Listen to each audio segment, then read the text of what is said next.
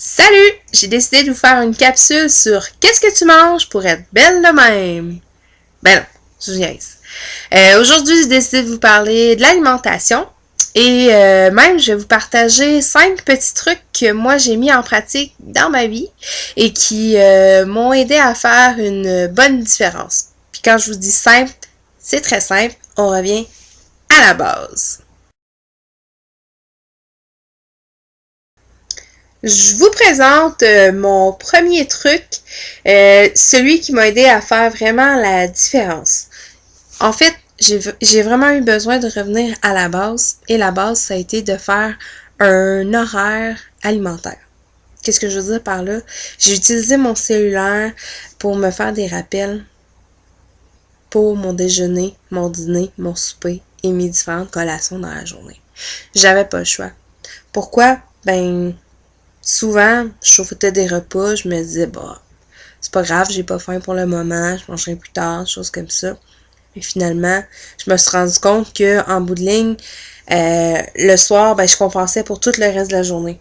Ben, si j'avais pas déjeuné ou j'avais mal mangé pour le dîner, ben, des fois, je pouvais manger en double puis en triple le soir. Puis, c'est pas bon, là. J'avais vraiment pas de fond. Puis à ce moment-là, ben, si tu sautes plein de repas puis que t'as comme jamais d'équilibre, ben après ça, c'est dur de parler de satiété puis de dire j'ai-tu vraiment faim ou non.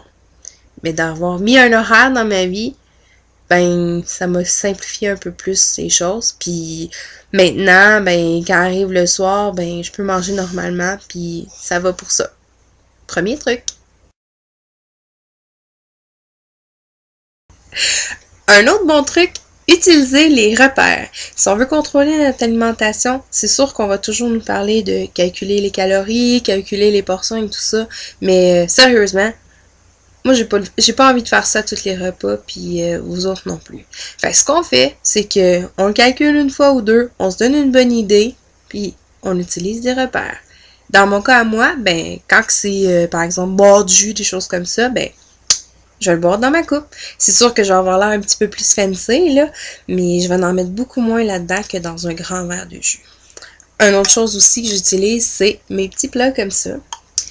Ça donne à peu près une demi-tasse, ces petites portions-là. Peut-être un peu plus, là. Mais je sais que si je mets, par exemple, mes pâtes, mes choses comme ça là-dedans, ben, j'ai la portion qu'il faut. J'ai pas besoin de calculer tout le temps. Puis en plus, c'est cute, c'est coloré. J'aime bien ça. Une autre affaire aussi, c'est pour les sauces, souvent. Je vais prendre ça pour être sûr de ne pas déborder. Pour les noix aussi, on s'entend que ça ne te tente pas tout le temps de calculer dans ta main si tu as 12 amandes selon la portion qu'on devrait manger. Fait que j'utilise des petits contenants comme ça. Fait que les repères, fort utiles.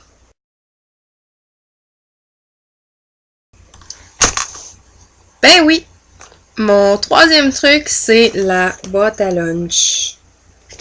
Ben, si tu fais ton lunch, tu l'as planifié, tu as choisi ce que tu as mis dedans, tu l'as. Fait que c'est facile.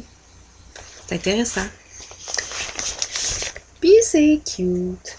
Pas oublier les ice packs. C'est toujours meilleur.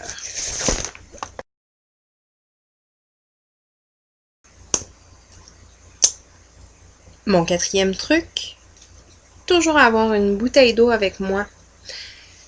Être bien hydraté, en boire souvent, puis oui, boire de l'eau, ben des fois ça coupe la faim parce que notre corps, là, il nous dit qu'on a faim, mais en fait on a soif. Fait que, un très bon truc, la bouteille d'eau.